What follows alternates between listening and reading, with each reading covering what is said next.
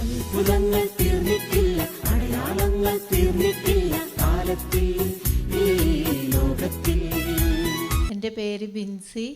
ഞങ്ങൾക്ക് പാരമ്പര്യമായിട്ട് പപ്പയുടെ അമ്മയ്ക്ക് വെരികോസ് വെയിനുണ്ട്. അത് ഞങ്ങൾക്ക് എല്ലാവർക്കും മക്കൾക്കായിട്ടും മക്കളുടെ മക്കൾക്കായിട്ടും പേരക്കുട്ടികൾക്കായിട്ടും കിട്ടിയിട്ടുണ്ട്. അപ്പോൾ അച്ഛൻ ഓൾറെഡി പപ്പയുടെ അനിയൻ അച്ഛനാണ്, അച്ഛൻ്റെ അടുത്ത് പോയി പ്രാർത്ഥിച്ചിട്ടുണ്ടെന്ന് പറഞ്ഞിട്ടുണ്ടായിരുന്നു. ഞാൻ എന്തായാലും പാരമ്പര്യ രോഗങ്ങൾ മാറുമല്ലോ എന്ന് വിചാരിച്ച് ഇന്ന് വിശ്വാസത്തോടെ പ്രാർത്ഥിച്ചു. ഞാൻ നേഴ്സായിട്ടാണ് വർക്ക് ചെയ്യണേ. അപ്പോൾ ഞങ്ങൾക്ക് ഫീൽഡിൽ നേഴ്സാണ് ആലുവ ഭാഗത്ത്. അപ്പം ഞങ്ങൾക്ക് ഒരുപാട് നടക്കാനുണ്ട്. ഒരു 10 കിലോമീറ്ററിലധികം ഒരു ദിവസം നടക്കണം. ചില ദിവസങ്ങളിലൊക്കെ 50 വീടോളം കയറാനുണ്ട്. അപ്പോൾ എൻ്റെ കാല് ഭയങ്കര ഭാരമായിട്ട് ഒരു 5:30-6 മണിയാകുമ്പോഴത്തേക്കും സത്യം പറഞ്ഞാൽ വീട്ടിൽ വന്നാൽ കടന്നു പോകും. അങ്ങനത്തെ ഒരവസ്ഥയായിരുന്നു.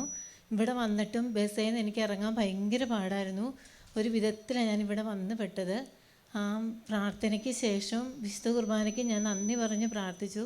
അതുപോലെ തന്നെ പല്ലിന് വേദന ഉണ്ടായിരുന്നു. അച്ഛന് പല്ലിൻ്റെ വേദനയുടെ കാര്യവും പറഞ്ഞായിരുന്നു.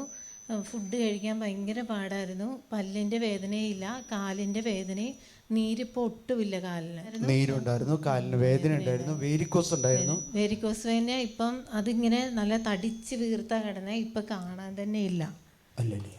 ഈശോയ്ക്ക് 1000 നന്ദി.